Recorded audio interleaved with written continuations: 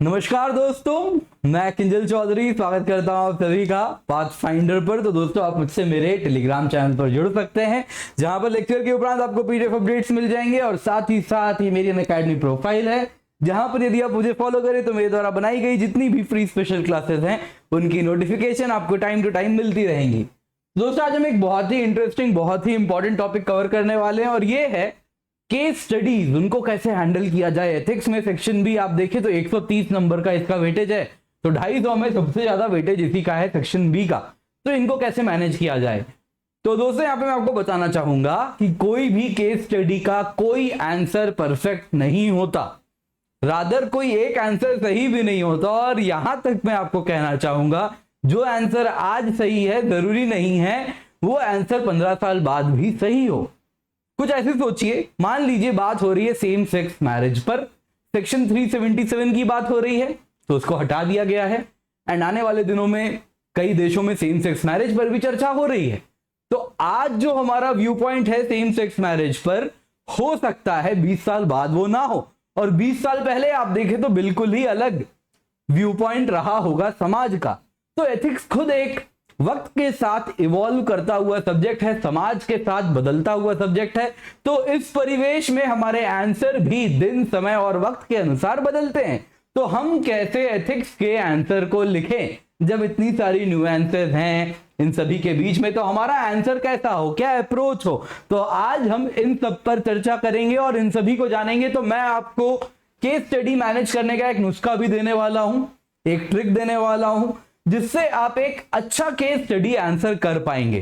तो ये ट्रिक बहुत इंपॉर्टेंट है, आपको पीडीएफ मिल जाएंगे तो नोट डाउन जरूर कीजिएगा। तो चलिए स्टार्ट करते हैं आज की क्लास को। तो दोस्तों, अगर हम देखें ethics case study section B देखें तो 6 सवाल आते हैं जो कि केस स्टडी होते हैं, जिसमें आप देखें तो 4 सवाल होते हैं करीबन 20 मार्क के और 2 सवाल होते हैं 25 मार्क के। इन टोटल कितना हुआ, 80 + 50 यानी 130 नंबर। तो 130 मार्क्स केस स्टडीज से आप सिक्योर करेंगे। केस स्टडीज के अगर हम प्रकार देखें तो 90-95% of the time case studies analytical होते हैं, जिसमें आपको एक सिचुएशन दिया जाता है, मुश्किल सिचुएशन होता है, एंड उसमें आप क्या करेंगे, आपका क्या व्यू पॉइंट होगा, आप कैसे उस मुश्किल परिस्थिति से बाहर निकलेंगे, तो ये आपको बताना है। कई बार तो ऐसे ही केस स्टडी मिलेगा मोस्ट ऑफ द टाइम, पर दोस्तों कभी कभी यूपीएससी थ्योरेटिकल क्वेश्चन भी पूछ देती है केस स्टडीज में। जैसे आपको दिखाता हूं मैं, यहां पे ये सवाल है, देखिए दोस्तों, तो ये बहुत ही थ्योरेटिकल है। इसमें आप देखें तो यूपीएससी सिंपली पूछ रही है एनवायरमेंट वर्सेस डेवलपमेंट एक डिलेमा है, और एनवायरमेंट वर्सेस डेवलपमेंट डिलेमा को सॉल्व करने के लिए क्या स्ट्रेटेजी होनी चाहिए, so that environment development dilemma को हम कंफ्लिक्ट को हम रिजॉल्व कर सकें और सस्टेनेबल डेवलपमेंट के रास्ते पर चल सके। दोस्तों, ये बहुत ही ज्यादा जीएस 3 का सवाल लग रहा है, पर जीएस 4 में पूछा गया है। जैसा मैं कहता हूं, जैसा सब्जेक्ट वैसा आपका आंसर का वोकैबुलरी होगा। तो यहां पे जब आप आंसर लिखेंगे तो आप एथिक्स के वोकैबुलरी में ही लिखेंगे। तो मैंने आपको ऑलरेडी सेक्शन ए में बता दिया है एथिक्स की वोकैबुलरी क्या क्या है, किस प्रकार के भाषा का उपयोग करना है और क्या क्या टर्म्स आपको गिराने हैं। तो कुछ वैसे ही टर्म गिरा के आप इस केस स्टडी को करेंगे। पर दोस्तों, इस प्रकार का केस स्टडी बहुत रेयर होता है। जो आज जिस पर हम चर्चा करेंगे वो हम चर्चा करने वाले हैं एनालिटिकल केस स्टडी, जो कि यूजुअल सिनेरियो है। Most of the time analytical case study ही आपको देखने मिलेगी। तो एनालिटिकल केस स्टडी में क्या होता है दोस्तों, इसमें एक डिफिकल्ट सिचुएशन होती है। मोस्ट ऑफ द टाइम आपको एक रोल दिया जाता है, वो रोल आप फुलफिल कर रहे हैं और उस रोल में कई मुश्किलात का सामना आपको करना पड़ रहा है, जिसमें आप वे आउट निकाल के आने वाले हैं। तो ये केस स्टडी पढ़िए जल्दी से। तो आज की हमारी पूरी क्लास इसी केस स्टडी के एज अ केंद्र बिंदु, इसी केस स्टडी को हम आज के क्लास की केंद्र बिंदु बना के चर्चा करने वाले हैं। तो ध्यान से पढ़िए इस केस स्टडी को। आज की पूरी क्लास इंट्रोडक्शन कैसे होगा केस स्टडी का, बॉडी कैसा होना है, ऑप्शंस कैसे बनाने हैं, कंक्लूजन कैसा करना है, सब में यही case study as an example होने वाला है। तो मैं हिंदी में भी पढ़ देता हूं। तो एक स्पेयर पार्ट कंपनी है ए, जिसके आप मैनेजर हैं, एंड दूसरी कंपनी है, बहुत बड़ी मैन्युफैक्चरिंग कंपनी है बी। आपको उनके मैनेजर के साथ एक डील नेगोशिएट करना है। ये डील बहुत ही कॉम्पिटिटिव है एंड इस डील को फाइनलाइज करना बहुत इंपॉर्टेंट है आपके लिए और आपकी कंपनी के लिए। तो ये डील एक डिनर के ऊपर वर्कआउट हो रहा है एंड डिनर के बाद जब डिनर हो जाती है तो जो कंपनी बी है, सामने वाली दूसरी लार्ज मैन्युफैक्चरिंग कंपनी, उसके मैनेजर आते हैं और वो कहते हैं कि चलिए मैं आपको आपके होटल तक गाड़ी से ड्रॉप कर देता हूं।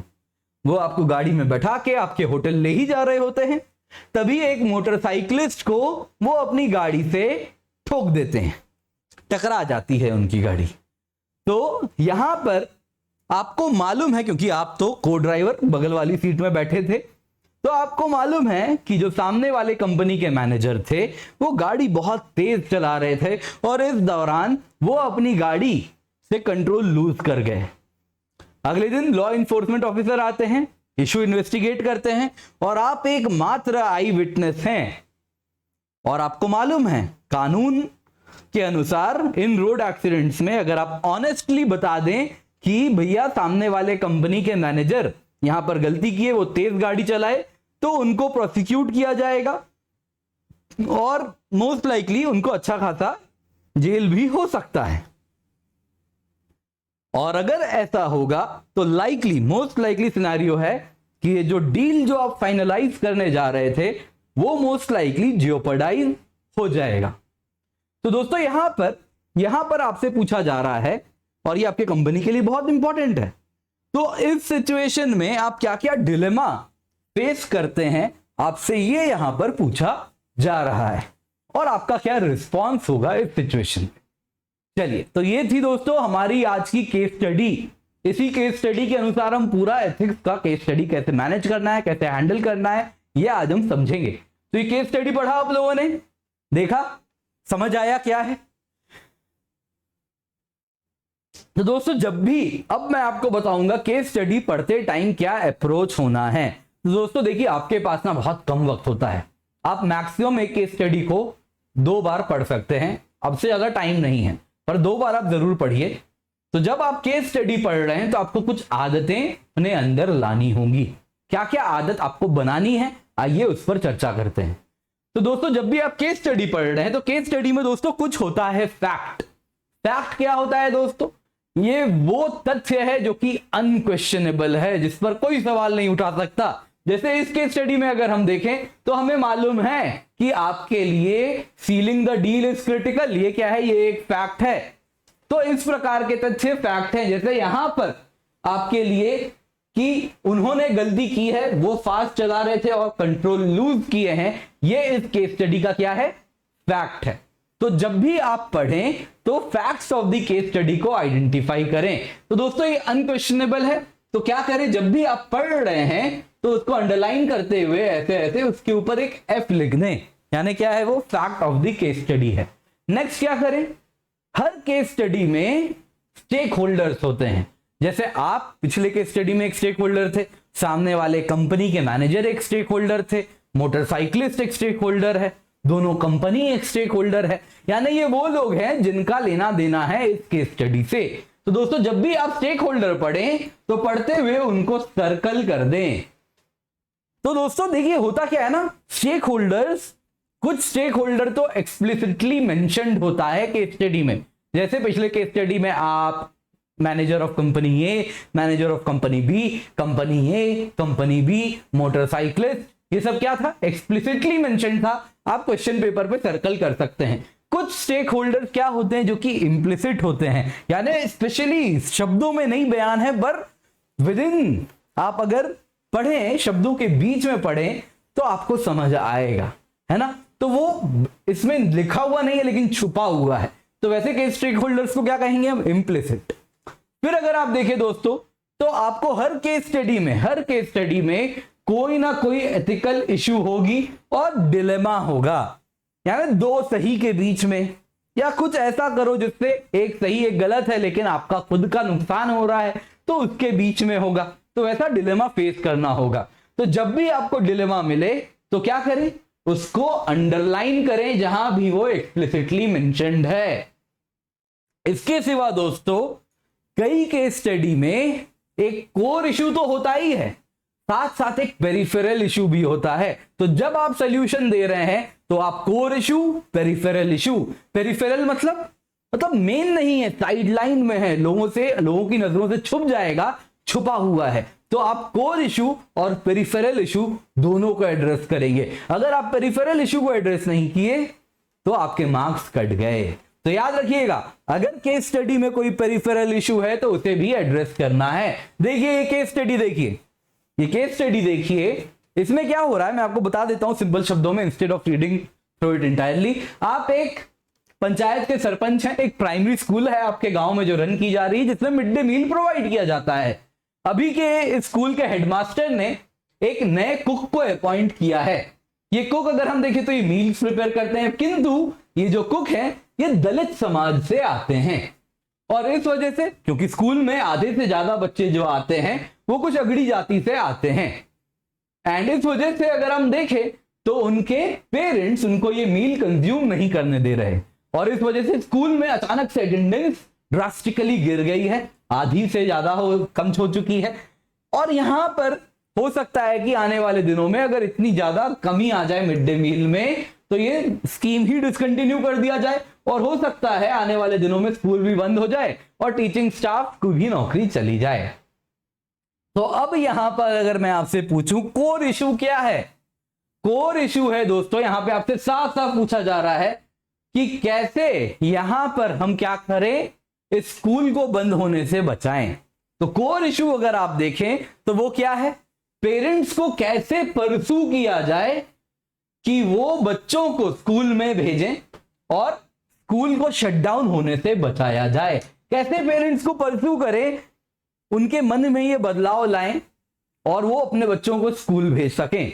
लेकिन एट द सेम टाइम एक पेरिफेरल इशू है, वो क्या है कि हमारे गांव में जहां के पंचायत हैं वहां पर कास्ट बेस्ड डिस्क्रिमिनेशन हमेशा के लिए खत्म हो जाए, जाति के आधार पर लोगों में जो भेदभाव है वो खत्म हो। तो आपको दोनों इशू को यहां पे एड्रेस करना है, सिर्फ एक इशू को एड्रेस नहीं करना, एक जुड़ा हुआ संलग्न इशू है वो भी एड्रेस करना बहुत जरूरी है।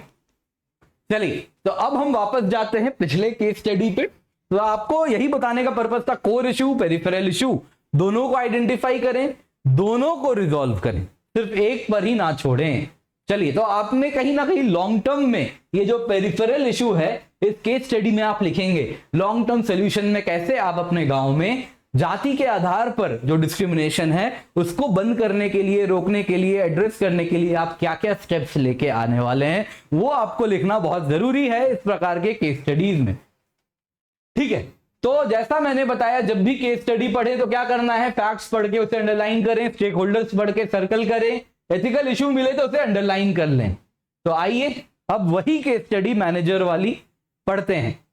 तो सर्कल किसको करेंगे, स्टेक होल्डर को करेंगे। तो you are the manager of the spare parts company A, तो यहां पे यू क्या है, यानी आप क्या है, एक स्टेक होल्डर है।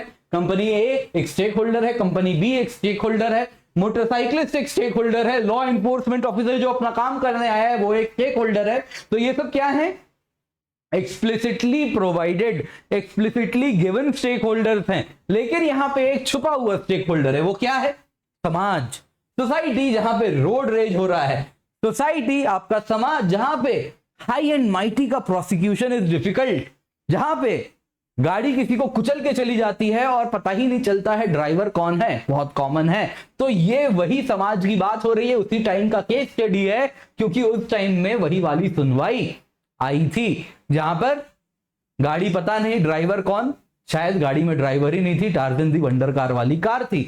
तो कुछ याद है, समझ में आ रहा है मैं किसकी बात कर रहा हूं। तो कुछ वैसे ही सिनेरियो में केस स्टडी बनाया गया था।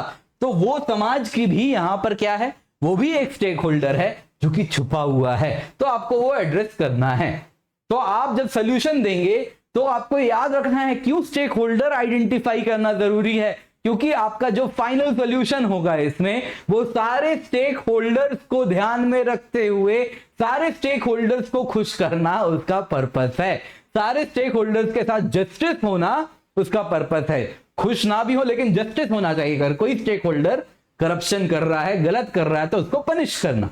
तो सारे स्टेक होल्डर्स के साथ जस्टिस होना इसका उद्देश्य है, इसलिए आप स्टेक होल्डर्स को आइडेंटिफाई करेंगे। तो स्टेक होल्डर्स क्या करें, इनसर्कल कर दे। इसके बाद क्या करेंगे, अंडरलाइन, जहां भी फैक्ट लगे तो एफ लिखे। Sealing the deal is critical for your company, F, yes that is a fact. Happens to hit motorcycle, injuring badly, fact. Driving fast and thus lost control, another fact, यानी कि उसकी गलती, ये भी एक फैक्ट है।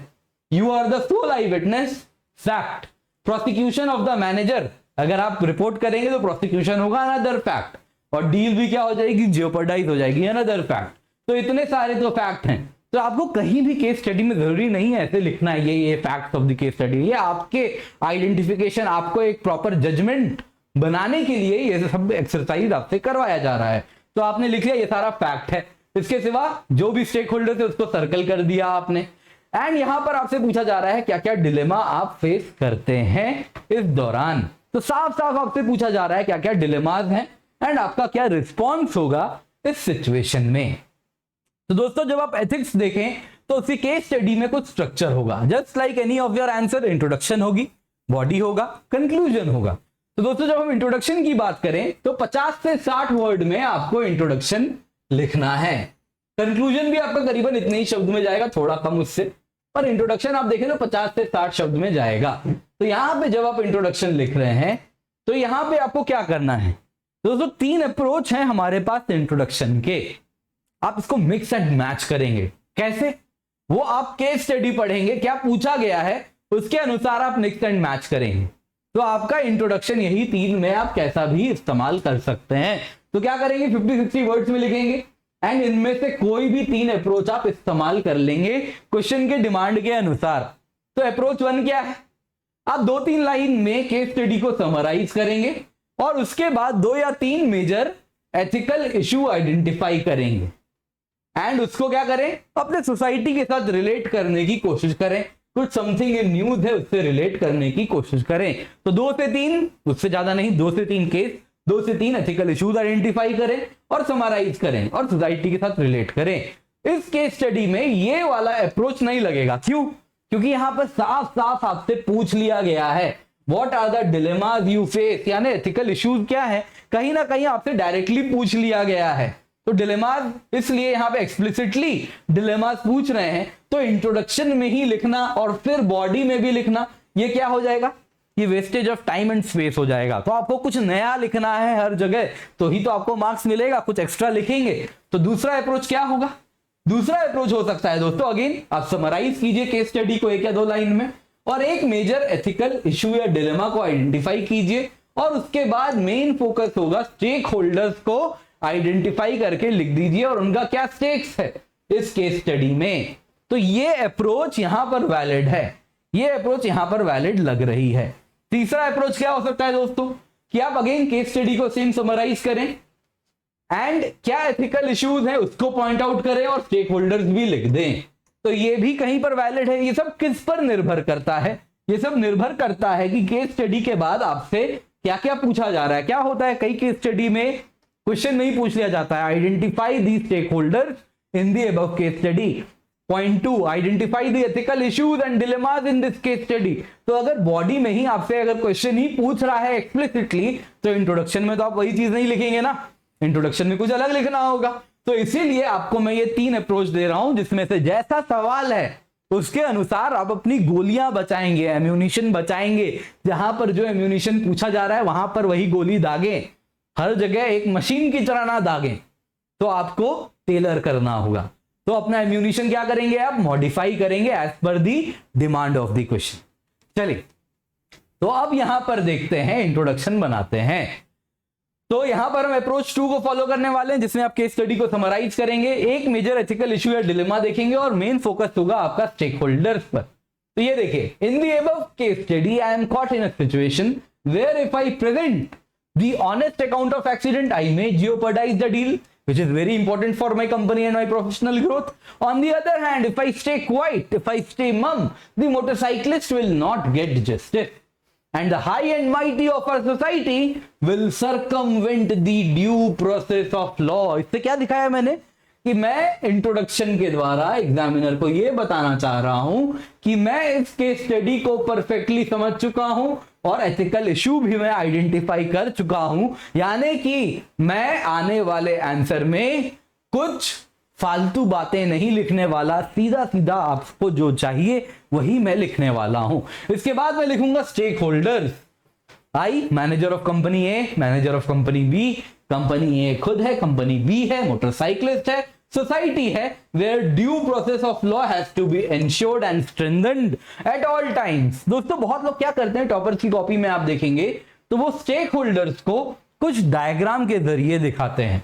तो अगर 3 स्टेक होल्डर है तो अगेन आपको ट्राइंगल्स बना दे, अगर 4 है तो इस प्रकार से खुद एक, अगर आप आई हैं तो आई यहां पे लिखें और इसके 3 अलग अलग स्टेक होल्डर क्या है इस प्रकार से बना दे। वैसे यहां पे हमने देखा है 6 हैं, तो क्या है, एक बड़ा सा सर्कल बनाया जिसमें सोसाइटी, और इस सोसाइटी के अंदर क्या क्या है, मैं हूं, मैनेजर ऑफ कंपनी बी है, कंपनी बी खुद है, कंपनी ए यानी मेरी कंपनी है, और मोटरसाइकिलिस्ट है।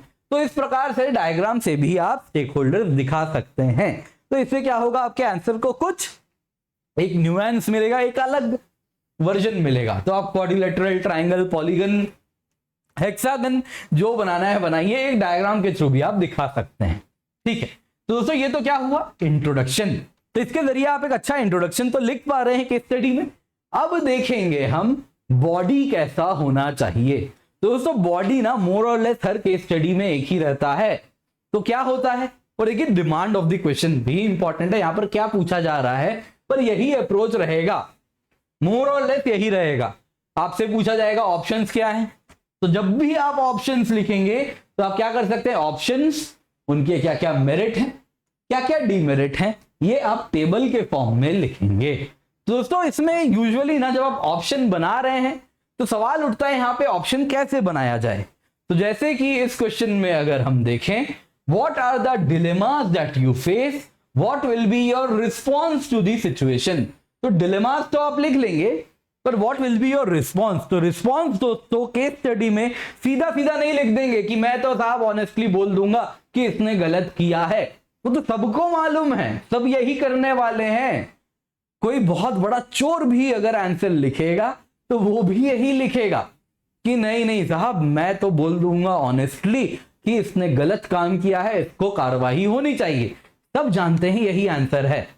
पर दोस्तों यहां पे एथिक्स के स्टडी में आपको आपके एंड आंसर पे नहीं जज किया जा रहा है, आपको आपके फ्लो पर जज किया जा रहा है, कोहेरेंस पर जज किया जा रहा है कि आप कैसे तर्क के साथ आप सही बात बता पा रहे हैं। तो सबको मालूम है यहां पे क्या रिस्पॉन्स होना चाहिए। तो अगर आपसे पूछा जाए क्या क्या ऑप्शन है, कैसे आप ऑप्शन बनाएंगे, तो ऑप्शंस दोस्तों हमेशा मैक्रोस्कोपिक लेवल पे देखें। तो मैक्रोस्कोपिक लेवल पे देखें, ज्यादा कॉम्प्लिकेट ना करें। तो ऊपर ऊपर से आप ऑप्शंस बनाएंगे, क्योंकि आपको ज्यादा टाइम स्पेंड करना है ऑप्शंस के बाद जस्टिफाई करने में आपके आंसर को। तो ऑप्शंस आप बनाएंगे तो क्या करें, मैक्रोस्कोपिकली देखेंगे। तो यूजुअली ऐसा ही होगा, कोई प्रोजेक्ट है तो आप या तो उसको अलाउ कर सकते हैं, रिजेक्ट कर सकते हैं, या फिर तीसरा होगा बीच वाला पार्ट, अलाउ विद मॉडिफिकेशंस। यानी कैसा ऑप्शन होगा, यूजुअली एक एक्सट्रीम यहां, एक एक्सट्रीम यहां, E1 E2 और एक बैलेंस्ड, यही होगा ना। वैसे देखिए ऑप्शन क्या हो सकता है, take no action, law and order maintain करने के लिए। दूसरी तरफ रिप्रेसिव मेजर ले लें, एक्सट्रीम 1 एक्सट्रीम 2। तीसरा क्या हो सकता है कि मान लीजिए एक केस स्टडी बनाते हैं, आप एक लॉ एनफोर्समेंट ऑफिसर हैं बहुत ही इंपॉर्टेंट इलाके की, वहां पर अचानक से कुछ लोग आ रहे हैं जो कि प्रोटेस्ट कर रहे हैं, पर ये इलाका बहुत सेंसिटिव इलाका है विद रिस्पेक्ट टू, यहां पर बहुत इंपॉर्टेंट इस वक्त पार्लियामेंट का सत्र चल रहा है मान लेते हैं। तो आप क्या कर सकते हैं, एक हो सकता है कि आप कोई एक्शन ना लें, उनको प्रोटेस्ट करने दें, कहे कि साहब इनका फंडामेंटल राइट है करने दो। दूसरी तरफ आप क्या कर सकते हैं, रिप्रेसिव मेजर लें और लॉ एंड ऑर्डर मेंटेन करने के लिए लाठी चार्ज करवा दें। तीसरा क्या कर सकते हैं आप लीडर्स के साथ डायलॉग कर सकते हैं। चौथा आप क्या कर सकते हैं ऑप्शन, अपने सीनियर्स या फिर वहां के जो पॉलिटिकल रिप्रेजेंटेटिव्स हैं MP MLA उनसे ओपिनियन ले लें। याद रखिएगा यूजुअली क्या होता है ना, हमारे अंदर ऐसा लगता है कि पॉलिटिकल अपॉइंटीज या फिर अगर आप देखें MP MLA से ओपिनियन लेना गलत ही है। ऐसा नहीं है, ये अपने मन से निकाल के हटा के फेंक दीजिए। आप जब काम करने आए हैं तो आप जनता के रिप्रेजेंटेटिव के अंदर ही काम करेंगे, ये कोई ऑटोक्रेसी नहीं है, डेमोक्रेसी है। एज अ सिविल सर्वेंट आप जनता के लिए रिस्पॉन्सिबल हैं, और जनता के लिए आप कैसे रिस्पॉन्सिबल हैं, इनडायरेक्टली वाया दी पब्लिक रिप्रेजेंटेटिव। तो MP MLA से आपको पूछना जानना बहुत जरूरी है, उनका क्या व्यू पॉइंट है। तो जनता के प्रतिनिधि को ड्यू रिस्पेक्ट दें। अगर उनको लाखों लोग चुन के भेज रहे हैं तो वो आपके रिस्पेक्ट के हकदार हैं, उनकी आवाज उतने लाख लोगों की आवाज है, तो जरूर उनसे पूछें। तो कोई हर्ज नहीं है उनसे व्यू पॉइंट लेने में, उनसे ओपिनियन लेने में। तो ये कोई गलत बात नहीं होता, ये अपने मन से निकाल के हटा के फेंक दीजिए। चलिए अब देखते हैं दोस्तों, तो यहां पर जब आपसे पूछा जाए ऑप्शन बनाना है तो कैसे बनाएंगे, एक्सट्रीम 1 एक्सट्रीम 2 एक बीच वाला, और कुछ एडिशनल डालना है तो आप डाल सकते हैं, कुछ अलग कर सकते हैं, बट उससे ज्यादा ऑप्शन ना बनाएं। 3 ऑप्शन 4 ऑप्शन बहुत हो जाता है, 4-5 ऑप्शन से ज्यादा कभी नहीं बनाएं। तो अगर आपसे पूछा जाए यहां पे ऑप्शन अगर मैं पूछूं, तो अब देखिए एथिक्स में आपके पास 6 केस स्टडी आने वाले हैं। तो केस स्टडी में जब आप बना रहे हैं तो ऑप्शन या तो आप टेबल के फॉर्म में बनाएंगे, ऑप्शंस, मेरिट, डिमेरिट। दूसरा तरीका क्या हो सकता है, आप पॉइंट फॉर्मेट में, बुलेट फॉर्मेट में बनाएंगे कुछ ऐसे। अगर आपका ये पेपर है तो यहां पे क्या करेंगे, ऐसे ऑप्शन 1 जिसमें क्या क्या मेरिट है, क्या क्या डिमेरिट है, ऑप्शन 2 क्या क्या मेरिट है, क्या क्या डिमेरिट है, इसे बना सकते हैं। पर दोस्तों मैंने अपने एक्सपीरियंस से, जो मैंने इतनी बार 5 बार तो मैंने खुद एथिक्स का एग्जाम लिखा है मेंस में, तो मैंने अपने एक्सपीरियंस में ये देखा है कि ये जो टेबल वाला फॉर्मेट है ये स्पेस को बहुत इफेक्टिवली यूटिलाइज करता है, एग्जामिनर का काम आसान करता है और आपका वक्त भी बचाता है। एथिक्स सबसे लेंदी पेपर होता है सारे जीएस में, इससे लेंदी कोई पेपर नहीं होता। और यकीन मानिए एथिक्स क्योंकि चौथा पेपर होता है, तो जब तक आप ये दे रहे होते हैं आप थक भी चुके होते हैं, बहुत ज्यादा एग्जॉशन हो चुका होता है, तो ऑलरेडी आप थके हुए होते हैं, उसमें सबसे लेंदी पेपर आप अटेम्प्ट कर रहे हैं, तो उसके अनुसार आप क्या करें, तो एक ऑप्शन लिखने का है आंसर, यहां पे आप टेबल फॉर्मेट का यूज करें जब ऑप्शंस, मेरिट्स एंड डिमेरिट्स बताने वाले हैं। दूसरा हो सकता है दोस्तों आप क्या करें, पैराग्राफ फॉर्मेट में लिखें। तो आप अपने केस स्टडीज में मिक्स एंड मैच करें, कुछ 6 केस स्टडी है तो 3 इस प्रकार से लिखें, एक पॉइंट फॉर्मेट में, 2 पॉइंट फॉर्मेट में लिख दें और इससे 4 लिख दें।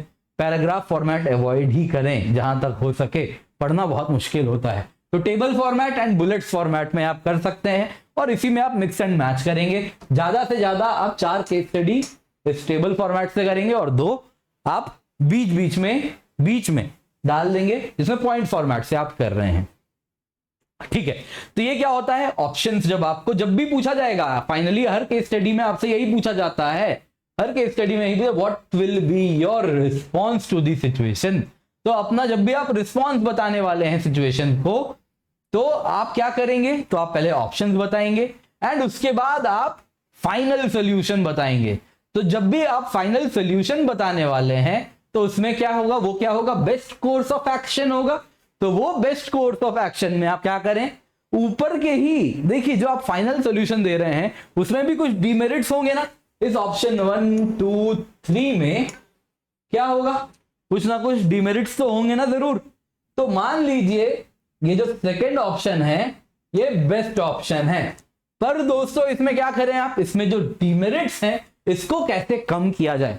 तो जो बेस्ट कोर्स ऑफ एक्शन होगा वो क्या होगा, इसका इंप्रूव्ड वर्जन होगा। तो बेस्ट कोर्स ऑफ एक्शन में क्या करें आप, 1-2 ऑप्शंस को चाहे तो मिक्स करके आंसर बनाएं या कोई एक ऑप्शन ले लें, लेकिन उसमें जो डिमेरिट्स हैं उसको कम करने के लिए कुछ एडिशनल पॉइंट्स देंगे, कुछ एडिशनल मॉडिफिकेशंस देंगे और उसमें आप अगर डिमांड है क्वेश्चन की तो short term long term solution भी देंगे।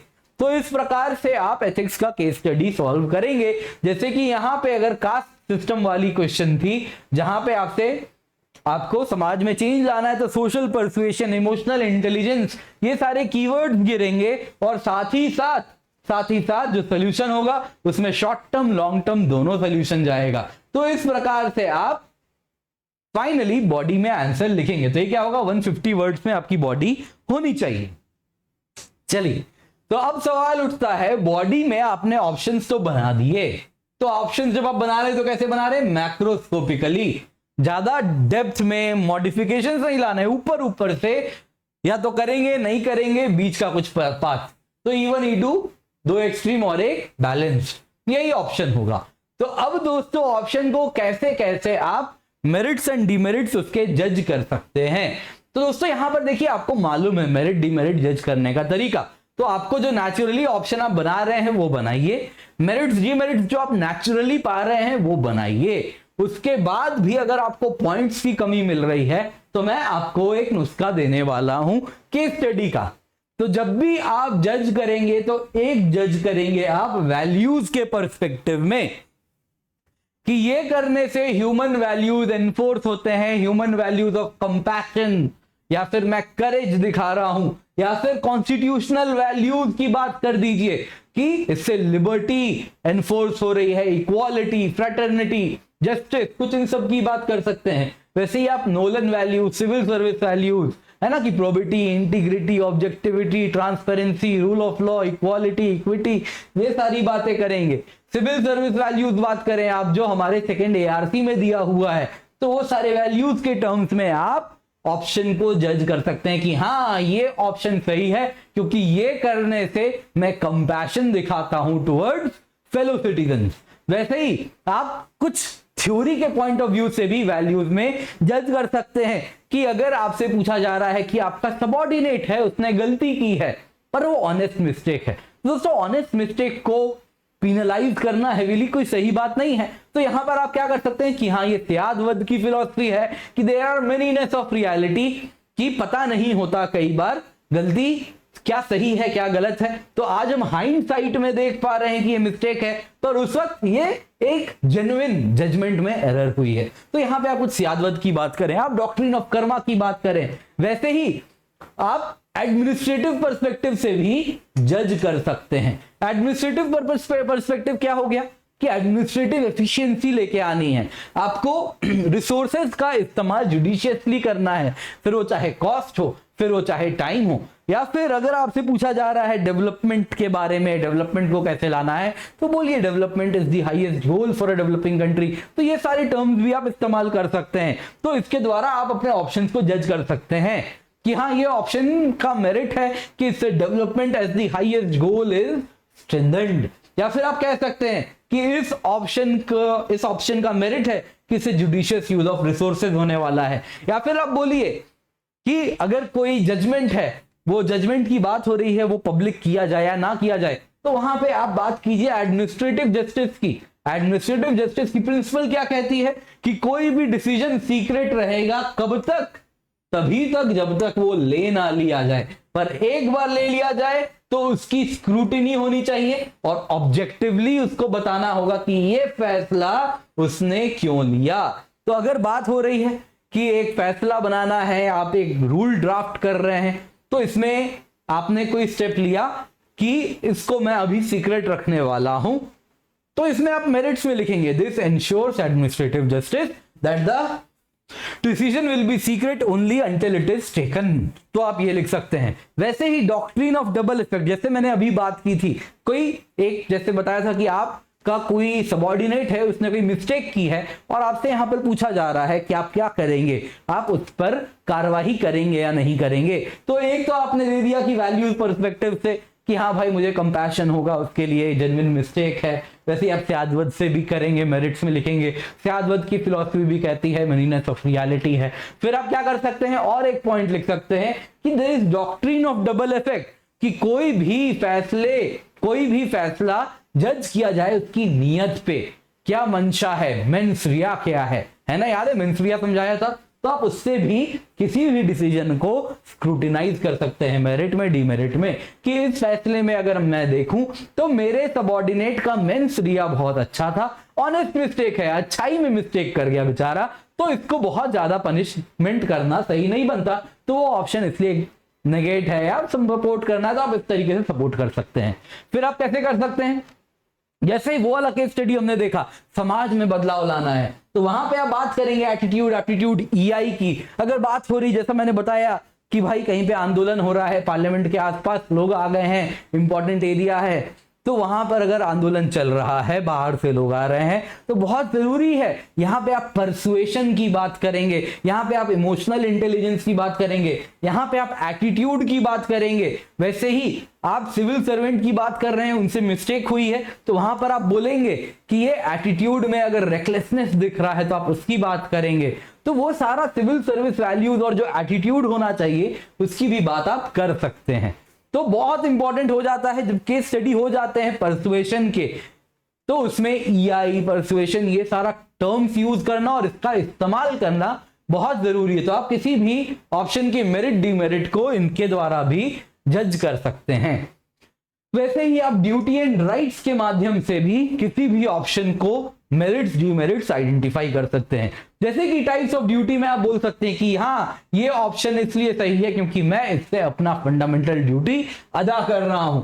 ये ऑप्शन इसलिए सही है क्योंकि पब्लिक सर्विस ड्यूटी को अदा कर रहा हूं, कि मेरी ड्यूटी है कॉन्स्टिट्यूशन को अपहोल्ड करना, वेलफेयर को प्रमोट करना, मार्जिनलाइज के राइट्स को प्रोटेक्ट करना। एज अ सिविल सर्वेंट मेरी पब्लिक सर्विस ड्यूटी है कि मैं क्वालिटी सर्विस डिलीवर करूं। तो ये सारी बातें आप करेंगे। वैसे ही पर्सनल रिलेशन में भी मेरी कोई ड्यूटी है, एज अ सन मेरी ड्यूटी है टुवर्ड्स माय फादर। तो ये ऑप्शन इसलिए सही है क्योंकि हो सकता है इस फैसले से मैं बहुत बार नेगेटिव फैसला होगा, है ना, कि जैसे आपने दो एक्सट्रीम ऑप्शन लिया है ना। एक ऑप्शन है कि जैसे एक एक्सट्रीम दूसरा एक्सट्रीम है। मान लीजिए कोई आपको एक केस स्टडी आया हुआ है यूपीएससी में कि आपकी बेटी की शादी होनी है और आपकी बेटी की शादी में जो भी खर्चा होगा वो सब एक कॉन्ट्रैक्टर बियर करेंगे अगर आप उनका एक छोटा सा काम कर दें। तो यहां पर एक ऑप्शन आप क्या बना रहे हैं कि हाँ मैं एक्सेप्ट कर लूंगा, यही आपका ऑप्शन है ना। तो उसमें भी आप जब मेरिट लिखेंगे उसमें तो आपको कुछ तो लिखना पड़ेगा ना मेरिट। तो वो मेरिट क्या है? As a father there is a duty towards my daughter. तो कुछ इस प्रकार से आप लिख सकते हैं, बस आपको क्रूड शब्दों में समझाने के लिए। तो ये सारे ड्यूटी भी हैं पर्सनल रिलेशन में। टुवर्ड्स फ्रेंड आपकी कोई ड्यूटी है तो वो भी एक ड्यूटी है। तो एक मेरिट में आप उसको जज करके लिख सकते हैं। वैसे ही राइट्स की बात करें, फंडामेंटल राइट्स, ह्यूमन राइट्स, ये फैसला इसलिए जरूरी है क्योंकि इससे मैं फंडामेंटल राइट अपहोल्ड कर रहा हूं, मैं इससे ह्यूमन राइट अपहोल्ड कर रहा हूं। तो इस प्रकार से भी आप राइट्स का इस्तेमाल कर सकते हैं, ठीक है। इसके बाद दोस्तों चौथा हो जाता है हमारा, तो ये तो हमारे चार तरीके हो गए किसी भी ऑप्शन को मेरिट और डीमेरिट आइडेंटिफाई करने का। दोस्तों नेचुरली तो आप कर ही लेते हैं काफी मेरिट डीमेरिट आइडेंटिफाई, लेकिन ये क्या है? ये चार नुस्खे हैं जो कि आपको हर जगह मदद करेंगे। तो इससे आप ऑप्शंस को इवैल्यूएट कर पाएंगे मेरिट्स एंड डीमेरिट्स के लिए, ठीक है। अब सवाल उठता है क्या क्या डिलेमा आप फेस करते हैं। तो दोस्तों बहुत सारा डिलेमा है, डिलेमा का टेबल आपको मिल जाता है तो ये अनंत है। तो दोस्तों जब भी आप डिलेमा क्या क्या फेस करते हैं तो यूजुअली क्या होगा? वैल्यू तो अगेन वही चार नुस्खे याद रखिए, इसी से आप बहुत सारा डिलेमा बना पाएंगे। जैसे जैसे आप एथिक्स का सेक्शन ए पढ़ लेंगे अपने आप डिलेमा आप बना लेंगे। तो देखिए वैल्यूज पर्सपेक्टिव से क्या क्या डिलेमा होगा? सेल्फ इंटरेस्ट वर्सेस दूसरे के लिए एम्पैथी होगा, economic gain versus moral pain होगा। कि हाँ मॉरल पेन क्या हो गया कि आपको खुद से एंगर होगा, एक डिप्रेशन होगा क्योंकि आप एक गलत काम किए हैं, आपके दिल में एक गलत आपने काम को अंजाम दिया है तो एक दर्द होगा, तो वो मॉरल पेन होगा। वैसे ही देखिए economic gain versus fear of wrong evidence and engaging in a wrong act for which I can also be punished. तो एक तरफ दोनों ये सारे वैल्यूज के टर्म्स में, बस आपको मैं एक इसी केस स्टडी के टर्म्स में डिलेमास बता रहा हूं। वैसे ही आप एटीट्यूड एप्टीट्यूड ईआई के टर्म्स में देखें तो अगेन चलिए, तो इसको जब आप डिलेमास बना रहे हैं, डिलेमास आप बना रहे हैं तो आइए इसी केस स्टडी के टर्म्स में हम डिलेमा बनाएंगे। तो ये क्वेश्चन था, you are the manager of spare part company A and आपको मैनेजर बी के साथ नेगोशिएट करना है, याद है ना। तो वही केस स्टडी है। तो पहला सवाल इसे पूछा गया है क्या क्या डिलेमा आप फेस कर रहे हैं। तो डिलेमा भी मैं आपको उन्हीं चार नुस्खों के तहत बना के दिखा रहा हूं, इसलिए मैंने बनाया है। तो आपको नहीं लिखना है ये वैल्यूज पर्सपेक्टिव, ये मैं बस आपको बताने के लिए कि वैल्यूज के टर्म्स में सोच के मैं कैसे कैसे क्या क्या डिलेमा सोच सकता हूं। तो वैल्यूज के टर्म्स में मैंने सोचा तो क्या क्या वैल्यू यहां पर हो रहा है, क्या कंफ्लिक्टिंग वैल्यू है। एक तरफ वैल्यू है कि मेरा, इसको आप पूरा बड़ा करके लिखिएगा, कि मेरा सेल्फ इंटरेस्ट है नेगोशिएटिंग द डील में, है ना, कि वो डील नेगोशिएट कर रहा हूं तो मेरा अपना इंटरेस्ट साध हो जाए, इसको मैं साध सकूं, तो सेल्फ इंटरेस्ट है। दूसरी तरफ उस मोटरसाइकिलिस्ट के प्रति क्या है? मेरी एम्पैथी है, जिसको ये भी एक वैल्यू है एम्पैथी। तो वो एम्पैथी है मेरी कि भाई उस बेचारे के साथ भी जस्टिस होना चाहिए। नंबर 2 इकोनॉमिक गेन एक वैल्यू है।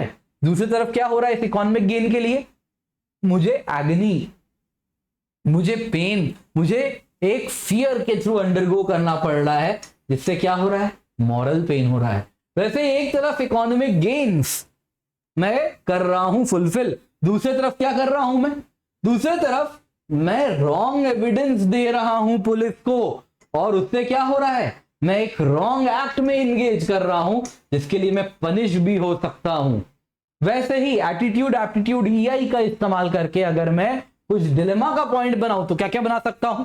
एक तरफ क्या है, मेरा ग्रैटिट्यूड है उस मैनेजर के प्रति जो मुझे क्या किए, डिनर के बाद वो चाहते तो कहते आप खुद से जाओ, लेकिन वो मुझे छोड़ने गए भाई गाड़ी से, तो ग्रैटिट्यूड भी है, who came all the way to drop me home. Versus दूसरी तरफ क्या है, दूसरी तरफ अगर आप देखें तो मोटरसाइकिलिस्ट को जस्टिस दिलानी है, तो ये भी क्या है, एक डिलेमा है। तो दोस्तों यहां पर आपको बता देना चाहूंगा मैं, तो आपको काफी चीजें लगेगी एक ही जैसी घुमा घुमा के पकड़ा जा रहा है, तो एथिक्स में बहुत ज्यादा तिल का ताड़ किया जाता है, तो वही अप्रोच है, ये अलग अलग तरीके से बस सोच के वही चीज आपको दिखेगी। नेक्स्ट देखिए एडमिनिस्ट्रेटिव पर्सपेक्टिव से, एक तरफ क्या हो रहा है कि मैं रॉन्ग एविडेंस दे रहा हूं, है ना, एडमिनिस्ट्रेटिव पर्सपेक्टिव से देखिए कि मैं रॉन्ग एविडेंस दे रहा हूं और अपनी कंपनी को मदद कर रहा हूं वो डील बैक करने में। दूसरी तरफ क्या हो रहा है, उसी एडमिनिस्ट्रेशन की बात करें तो गवर्नमेंट रिसोर्सेज बर्बाद हो जा रहे हैं, है ना। तो एडमिनिस्ट्रेटिव पर्सपेक्टिव से भी सोचिए, फिर आप ड्यूटीज एंड राइट्स के द्वारा भी सोचिए कि एक तरफ क्या है कि सिटीजन की फंडामेंटल राइट है, राइट टू जस्टिस, जो कि आर्टिकल 14 आर्टिकल 21 गारंटी करती है, तो उसको भी तो अपहोल्ड करना चाहिए था। तो वो सिटीजन की fundamental right, right to justice, उसको नहीं मिल रही। दूसरे तरफ मैं जिस ऑर्गेनाइजेशन में काम करता हूं उसका ऑर्गेनाइजेशनल इंटरेस्ट है, जो कि जिसके लिए मैं एलिजेंस तो ओ करता हूं, तो मेरा एलिजेंस है इसके प्रति। तो अब मैं क्या करूं, इतने सारे डिलेमा मैंने आपको बस इन 4 फॉर्मूला से बना दिया, और नेचुरली सोचे तो बहुत सारा डिलेमा बनेगा। तो देखिए एक क्या होता है ना, स्टूडेंट्स डिलेमा का लिस्ट रट लेते हैं, वो काम का नहीं है। रट्टाबाजी ठीक है, आपको कुछ याद रखिए 25-30 डिलेमा का लिस्ट, लेकिन आपको दिमाग लगाना है, और दिमाग लगाने के लिए आपके पास कुछ केंद्र बिंदु होने चाहिए जिस पर आप दिमाग लगाएंगे, तो ही आप एक अच्छा डिलेमा का लिस्ट वहीं पर आप बना पाएंगे। अदरवाइज क्या होता है ना कि वो टेलर मेड होता है, वो सही नहीं होता। लेकिन जब आप दिमाग लगा के इस तरीके से सोचेंगे कि हाँ, एक मैं डिलेमा सोचूंगा वैल्यूज के टर्म्स में क्या क्या डिलेमा हो रहा है, कुछ थ्योरी के टर्म्स में क्या क्या डिलेमा हो रहा है, कोई कॉन्स्टिट्यूशनल वैल्यूज के टर्म्स में क्या क्या डिलेमा हो सकता है। दूसरी तरफ मैं सोचूंगा एटीट्यूड एप्टीट्यूड ईआई के टर्म्स में क्या क्या डिलेमा फेस करना पड़ रहा है। तीसरी तरफ हो सकता है कि मैं एडमिनिस्ट्रेटिव पर्सपेक्टिव से सोचूंगा क्या क्या डिलेमा मैं फेस कर रहा हूं। फिर मैं सोचूंगा as a duty and right क्या क्या डिलेमा मैं फेस कर रहा हूं। तो इससे आप आराम से बहुत सारे डिलेमास बना सकते हैं, एंड यकीन मानिए इतने सारे डिलेमास आप लिखेंगे तो इजीली आपको अच्छे मार्क्स मिलेंगे first point, first part of answer के लिए। तो आई होप आप लोग अब इस प्रकार के केंद्र बिंदु का प्रयोग करें। ये केंद्र बिंदु जो मैंने आपको दिए हैं, ये जो फोकल पॉइंट्स मैंने आपको दिए हैं सोचने के लिए 1 2 3 4, ये पूरे एथिक्स केस स्टडी में हर जगह आप इस्तेमाल कर सकते हैं। चलिए नेक्स्ट देखते हैं, तो इस केस स्टडी में क्या क्या ऑप्शंस हैं। तो पहला ऑप्शन है, जैसा मैंने कहा आपको मैक्रोस्कोपिक लेवल पे आप सोचेंगे कि आप सच को छुपा दें और लॉ इन्फोर्समेंट ऑफिसर को बोले कि मोटरसाइकिलिस्ट की ही गलती थी, रात के अंधेरे में वो तेज भगा रहे थे और इसलिए एक्सीडेंट हो गया। तो देखिए इसमें अगेन मेरिट्स डिमेरिट्स आप सोचिए कैसे बनाएंगे। तो जरूर वो आपको मैंने जो 4 केंद्र बिंदु दिए हैं उससे सोचना शुरू कीजिए, सोचना शुरू कीजिए। आपको मैंने पहला बता दिया है क्या क्या मेरिट्स डिमेरिट्स हैं, किसके लिए आपको सोचने हैं। कि पहला ऑप्शन क्या है कि आप ट्रुथ छुपाने वाले हैं और लॉ इन्फोर्समेंट ऑफिसर को बताने वाले हैं कि मोटरसाइकिलिस्ट की गलती है। तो इन 4 केंद्र बिंदुओं में सोचना शुरू करें।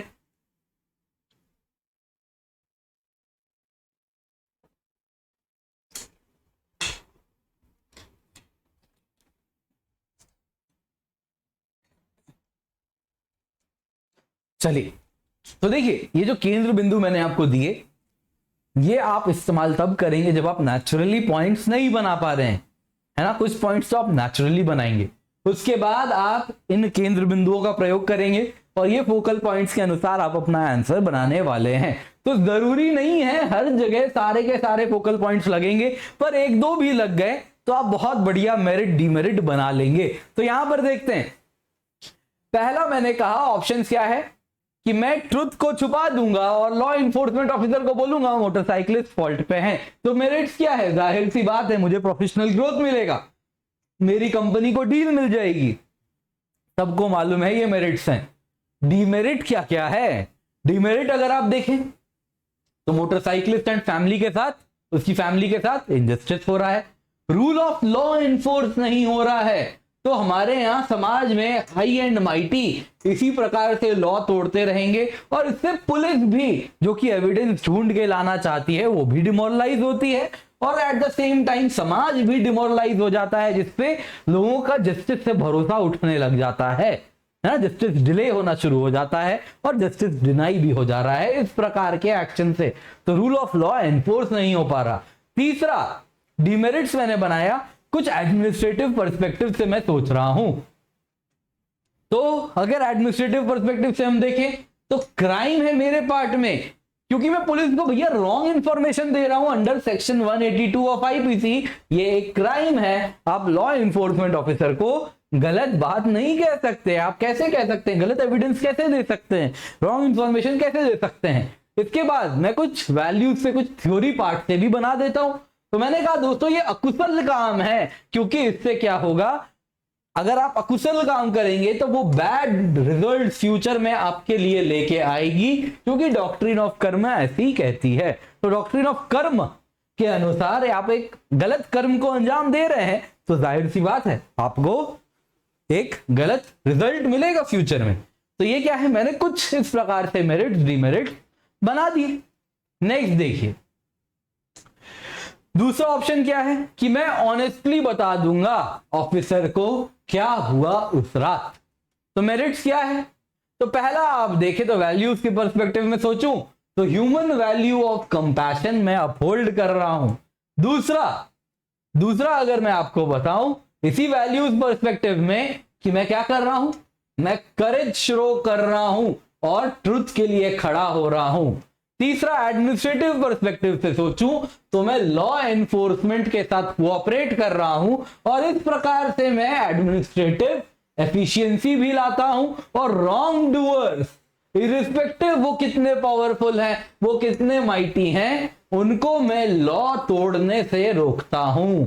एंड उसी की बात करूं तो ड्यूटीज के टर्म्स में सोचूं तो एज अ सिटीजन मैं अपनी ड्यूटी फुलफिल कर रहा हूं पुलिस के साथ कोऑपरेट करके और मैं ट्रुथ को अपहोल्ड करता हूं। तो ये क्या है, ये मेरिट्स हैं। डिमेरिट्स क्या है, हो सकता है मेरी करियर शॉर्ट टर्म में इंपैक्टेड हो जाए, मेरी ये जो डील में नेगोशिएट करने गया था ये जियोपर्डाइज हो जाए और इससे मेरी कंपनी को इकोनॉमिक लॉस का सामना करना पड़े, जिससे मेरे कंपनी के एम्प्लॉइज को भी इंपैक्ट हो जाए, उनकी नौकरी भी हो सकती है चली जाए, है ना।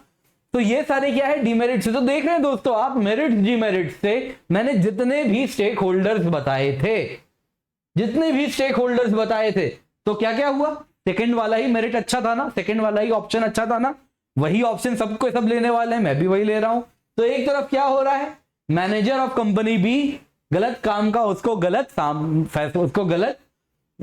मतलब गलत काम किया है तो उसको उसके लिए जो भी लॉ इन्फोर्समेंट के द्वारा जो भी लॉ के द्वारा लिखा हुआ है वो फेस करना पड़ेगा। कंपनी ए, मेरी कंपनी क्या हो रहा है, उसको नुकसान झेलना पड़ रहा है, कंपनी बी इसके साथ भी डील नहीं हो पा रहा है, मोटरसाइकिलिस्ट इसे जस्टिस मिल जा रहा है, समाज के लिए भी एक प्रॉपर तरीका हो जा रहा है जहां पे अगर आप लॉ तोड़ोगे तो हाई माइटी पावरफुल कुछ भी हो आपको रूल ऑफ लॉ के सामने आप सब बराबर हो, तो इनके लिए तो फायदा है। फिर आप देखें तो मैनेजर ऑफ बी पनिशमेंट हो रही है, तो ये जो रोल है इसके साथ भी अगर देखें तो जस्टिस हो रहा है।